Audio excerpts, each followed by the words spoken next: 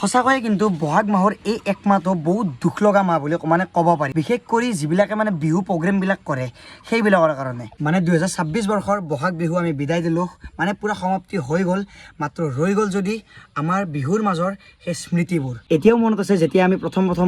বিহুৰ ৰিহাৰ্চেল আৰম্ভ কৰিছিলোঁ তেতিয়া নতুন নতুন লগৰ লগ পাইছিলোঁ তেতিয়া মানে ইমান ভাল চিনাকি নাছিল কিন্তু যেতিয়া দিন যাই আছে ভালকৈ চিনাকিবিলাক হৈ আছে মানে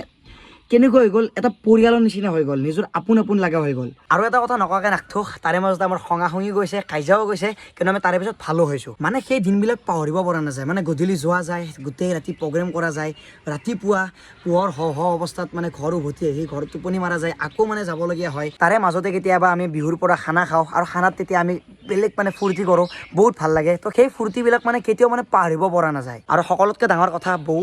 বহুত মিছ ইউ আৰু মই জানো তহঁতেও চবকে মিছ কৰবি এই বৰ্ষৰ কাৰণে ইয়াতে সমাপ্ত অহা বৰ্ষৰ কাৰণে আকৌ আশা থাকিল যাতে আমি একেলগে আকৌ বিহু মাৰোঁ জয় আই অসম।